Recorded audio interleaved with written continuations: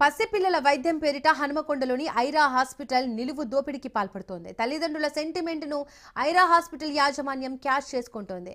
జబ్బు ఒకటి, రిపోర్టు మరొకటి ఇస్తున్నారంటూ బాధితులు ఆరోపిస్తున్నారు.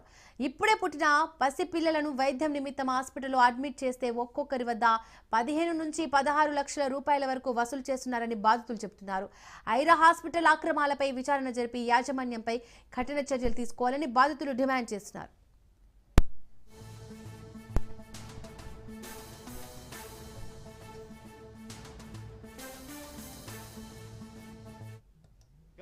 బాబు రికవర్ అయ్యిండు. 5 రోజులు ఆక్సిజన్ లేకుండా ఉన్నాడు. ఎలాంటి హెల్త్ వేరే సపోర్ట్స్ లేకుండా, మెషిన్ సపోర్ట్స్ లేకుండా స్టేబుల్ అయ్యిండు. నా భార్య అడిగింది, బాబుని బయటికి ఇవ్వండి, ఆ పైప్ తోటైనా ఫీడింగ్ ఇచ్చుకుంటా, లేకుంటే ఏదన్నా స్పూన్ తోటైనా ఫీడింగ్ ఇచ్చుకుంటా, డైరెక్ట్ ఫీడ్కి సపోర్ట్ చేయడంటే ఆ ఒక్క హెల్ప్ చేయండి, ఎందుకంటే అందులో ఉంటే ఇన్ఫెక్షన్ వస్తుందని నేనే రిక్వెస్ట్ చేశాను. ఎందుకంటే ఒక బేబీ ఇన్ఫెక్షన్ ఇంకో బేబీకి స్ప్రెడ్ అవ్వచ్చానని నేనే రిక్వెస్ట్ చేసిన. చేస్తే లేదు ఇంకా 2 రోజులు ఉంచుకుంటాను. ఆ 2 రోజులలో ఇన్ఫెక్షన్ స్ప్రెడ్ అయింది, ప్రాబ్లం అయింది. సరే ట్రీట్మెంట్ చేయండి, నేను మెడిసిన్కి నేను ఏది కావాలంటే అది ఇప్పిస్తాను అని చెప్పేసి వాళ్ళు ఎంత కాస్ట్లీ మెడిసిన్ రాసినా నేను తీసుకొచ్చి ఇచ్చాను. ఈవెన్ ఈరోజు మార్నింగ్ 20,000 రూపాయలు ఇంజెక్షన్ ఒకటి రాశారు.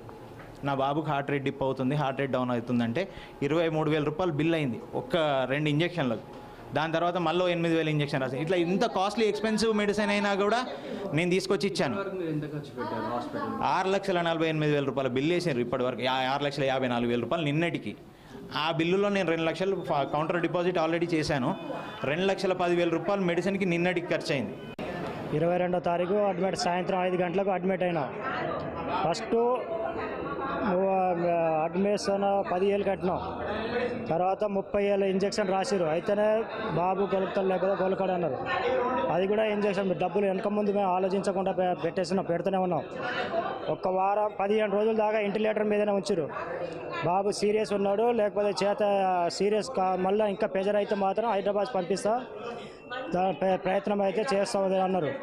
తర్వాత 15 రోజుల తర్వాత, వారం తర్వాత మళ్ళీ తక్కువ అయింది. మళ్ళీ 16% దాకా వచ్చింది. మళ్ళీ 30% దాకా వస్తే మేమే రికవరీ పంపిస్తామన్నారు. మళ్ళీ మాది మరిపడ బంగ్లా సార్. బాబుకి ఎంత వయసు ఉంటుంది? బాబు మొన్న నెల అవుతుంది. ఇప్పుడు 21వ తారీఖు డెలివరీ అయింది మహబాద్. ఏ సమస్య మీరు తీసుకొచ్చారు?